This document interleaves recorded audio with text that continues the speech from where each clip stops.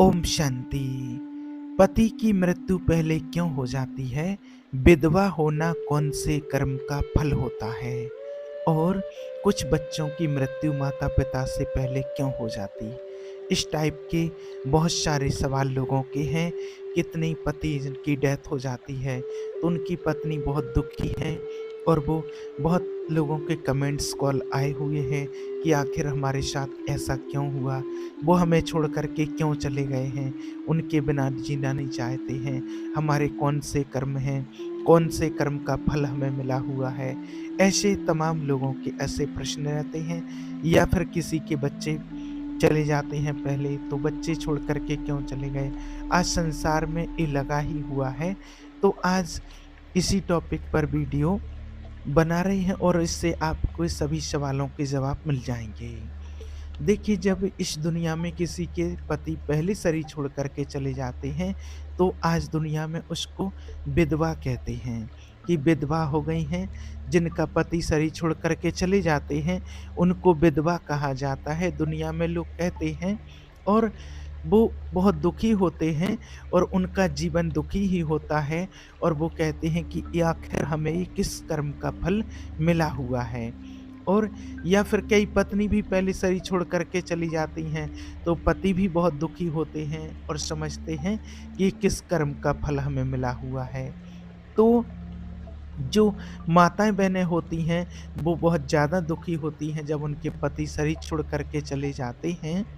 तो आज जानते हैं कि वो किस कर्म का फल है, विधवा होना किस कर्म का फल होता है, वो भी आज जानेंगे। आज देखिए, हमारा जो जीवन होता है वो हमारे कर्मों का ही परिणाम होता है। इस जन्म का कर्म कहो या किसी और जन्म का कहो, हमने जो जो कर्म किए हैं, कर्म गति को समझ लेंगे अगर हम, तो हम समझ जाएंगे। इन कर्मों की गति को अगर आपने अच्छे से समझ लिया तो आप जान जाएंगे कि हमें कौन से कर्मों का फल मिला हुआ है और कौन से कर्म का क्या फल मिलता है। कर्मों की गति बड़ी सिंपल और सीधी होती है कि कार्मिक अकाउंट जो होता है वो आत्माओं का होता है, आत्मा में ही होता है। आत्मा जब भी परमधाम से इस सृष्टि पर आती है और उसने जिस आत्मा को जो भी सुख या दुख दिया है, उस आत्मा से वो सुख और दुख उस आत्मा को लेना ही होता है। अगर आपने कभी किसी को दुख दिया है तो उससे आपको दुख मिलेगा, और अगर आपने कभी किसी को सुख दिया है तो उससे आपको वो सुख लेना ही पड़ेगा। तो इस चीज को थोड़ा सा समझने की जरूरत है कि जो अभी युग चल रहा है जिसको कलयुग करजुग यानी कि करजुग कलयुग कहा जाता है, कलयुग, कि हर आत्मा यहाँ पर कर्ज उतारने के लिए आई है। कहा भी जाता है कि जो यहाँ पर आया है वो आएगा और जाएगा, जिसका आना और जाना लगा ही हुआ है। जिसने जन्म लिया है उसकी मृत्यु निश्चित है, और जिसकी मृत्यु हो गई है उसका जन्म निश्चित है।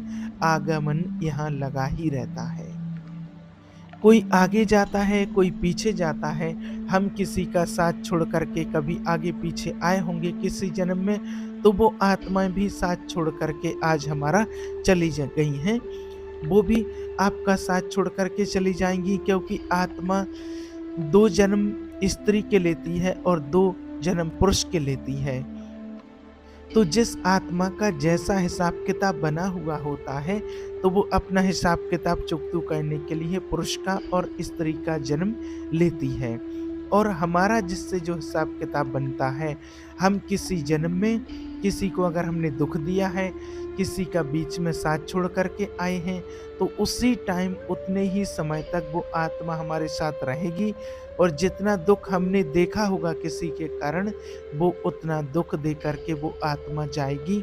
उस आत्मा ने जितना दुख देखा होगा हमारे कारण, तो हमें उतना ही दुख देखना पड़ेगा, उतना ही दुख सहन करना पड़ेगा। इस कर्मों की गति को हमें समझना होगा। जब भी आत्मा इस सृष्टि पर आती है, और हर आत्मा अपने कर्मों का फल प्राप्त करने के लिए ही यहाँ आती है। जैसे कर्म किए हैं वैसा ही उसको फल मिलता है। फल मिलना ही होता है, तो उसका पहला नियम है कि मैंने जिस आत्मा को जो दिया है, उसी आत्मा से वो लेना है। और जिसको जितना दिया है उतना ही लेना है, उसी आत्मा से लेना है और उतना ही लेना है, कम या अधिक नहीं लेना है। जितना लिया है उतना लेना है, जितना दिया है उतना देना है। लेना और देना ये हर आत्मा के साथ हमको पूरा करना ही होता है, ये हमारा हिसाब किताब होता है। आपने जिसको दुख दिया है तो उससे दुख लेना पड़ेगा, और जिसको सुख दिया है तो उससे सुख लेना पड़ेगा। ये देना और लेना ये कर्मों का हिसाब किताब होता है। अगर ये बात समझ में आ जाए, देखिए जब आत्मा परमधाम से सृष्टि पर आती है, सृष्टि के आदि में कोई आत्मा सतयुग में आती है, कोई त्रेता में आती है, कोई आत्मा द्वापर युग में आई, कोई कलयुग में आई। कभी भी अपने ड्रामा के पार्ट के अनुसार वो आत्मा परमधाम से आए, और आने के बाद जिस आत्मा के साथ जो जो अकाउंट उसने बनाया है, वो उसने बराबर उसको कहना ही होगा। कई लोगों के साथ ये भी रहता है कि मेरी शादी इससे क्यों हुई है, और मैं तो इसके लायक नहीं था, या मैं इसके लायक नहीं थी, मुझे तो इस घर में आना नहीं चाहिए था। तो ये कभी अपने मन में नहीं लाना चाहिए, क्योंकि जिसके साथ आपका कार्मिक अकाउंट बना हुआ है, आपकी पत्नी या पति जिसके साथ जिसको बनना है, आपका हिसाब किताब बना है, तो उसके साथ आपको जाना ही होगा। हम जहाँ भी आए हैं अपने कर्मों के अनुसार आए हैं, और जो हमें मिला हुआ है ये जन्म और मृत्यु सब अपने अपने कर्म के अनुसार होता है, और हम अपने कर्मों के लिए ही हर आत्मा के पास आते हैं, और हर किसी से अपना हिसाब किताब चुकतू करने के लिए ही आते हैं। और कहा भी जाता है कि जो भी होता है वो अच्छे के लिए होता है। जन्म और मृत्यु सबके अपने कर्म के अनुसार ही मिलती है। और कई लोग कहते भी हैं कि जोड़ियां तो ऊपर से बन करके आती हैं, आपके लायक जो था, आपके लिए जो था वो उसने दिया है, उससे ज़्यादा समझदार हम नहीं हैं। जो हमारे लायक था वो हमें मिल गया है हमारे कर्म के अनुसार। शादी जो आपकी किसी से होती है तो वो आपके कर्म के अनुसार ही शादी होती है। अब उनके साथ आपका कार्मिक अकाउंट था, और वो आपके साथ कितने समय तक रहेंगे। अब जो आपका हिसाब किताब होता है कर्मों का, जितने समय आपका उनके साथ कर्मों का हिसाब किताब है, चाहे वो पति हो, चाहे पत्नी हो, चाहे बच्चे हों, जितने समय तक आपका हिसाब बना हुआ है, 10 साल का, 20 साल का, 50 साल का, या एक दिन का भी, या 1 घंटे का।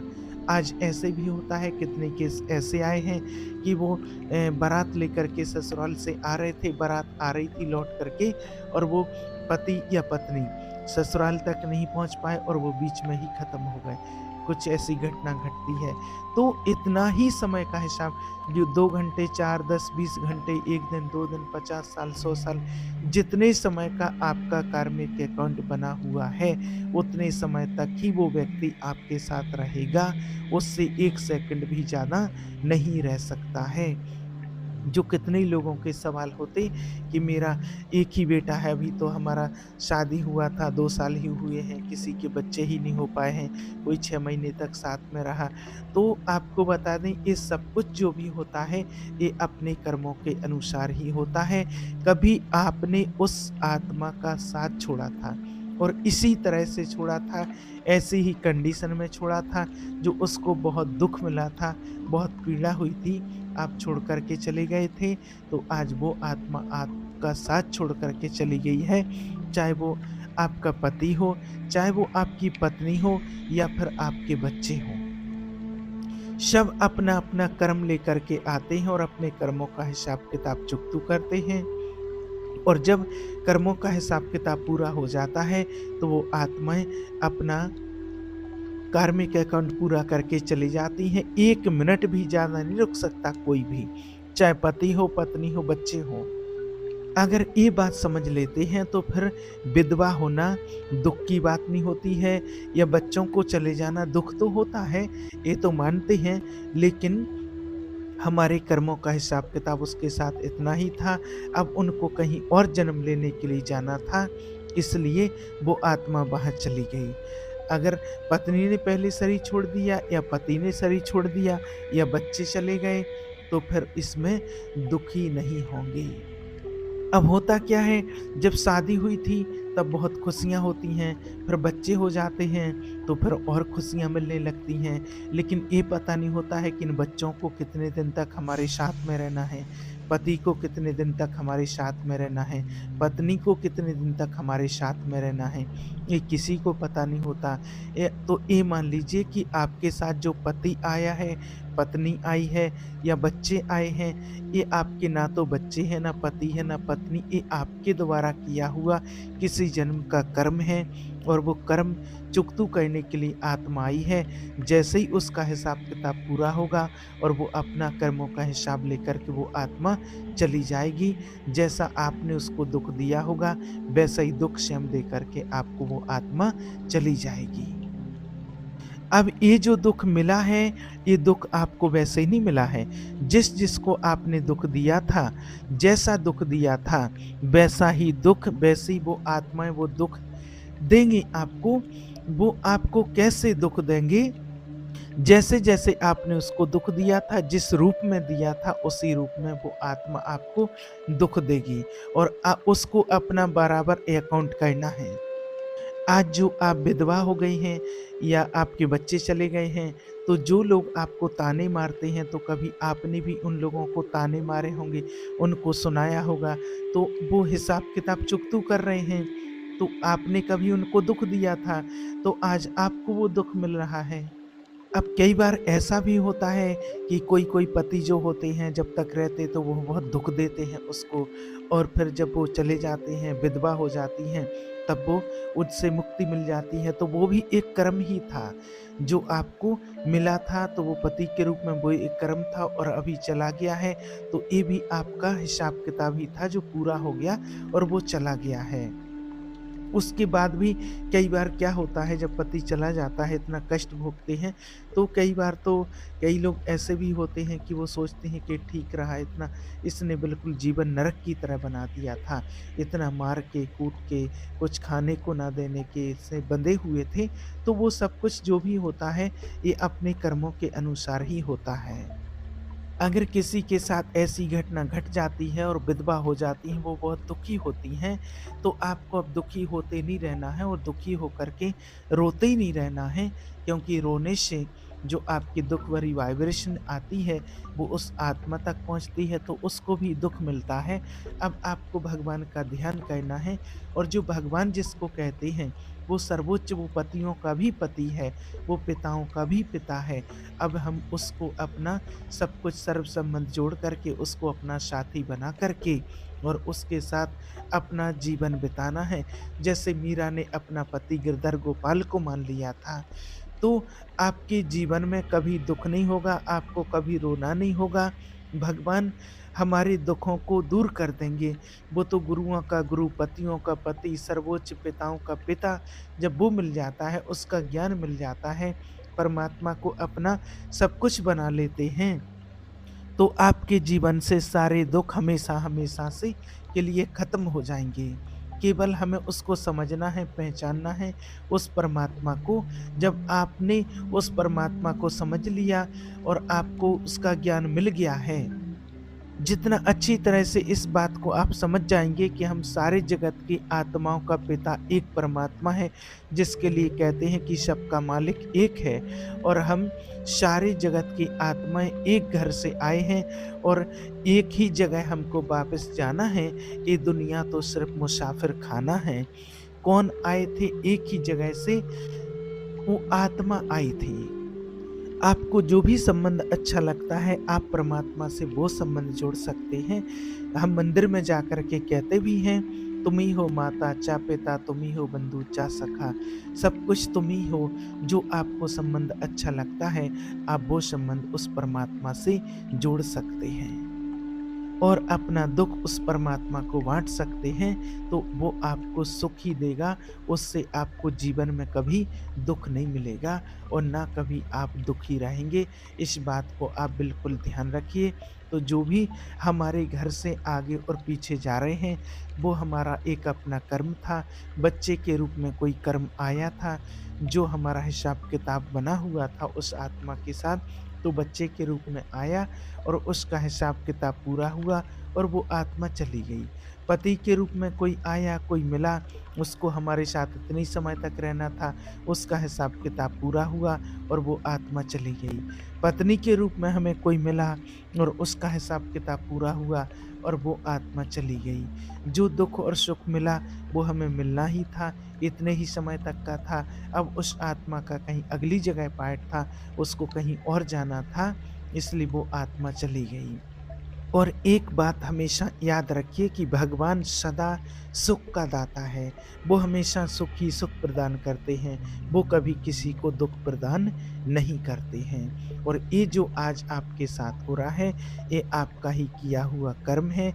कभी आपने बीज बोया था, जो अंकुरित हुआ और अंकुरित होकर के वो एक वृक्ष बन कर के उसका फल तैयार हुआ और वो फल पक कर के आपको मिला है, जो आज आपके सामने आया है। इसलिए दुखी होने की बात नहीं है, दुःख होगा लेकिन दुःख होना नहीं चाहिए, क्योंकि ये आपके द्वारा ही किया हुआ कर्म था जो आज आपके सामने आया है। इसलिए आप परेशान ना हों, जो दुःख आपके सामने आया है उसको एक्सेप्ट करने की कोशिश करें।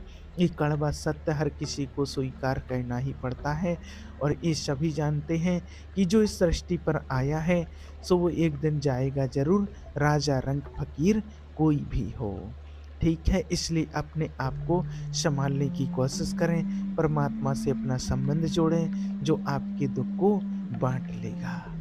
ओम शांति।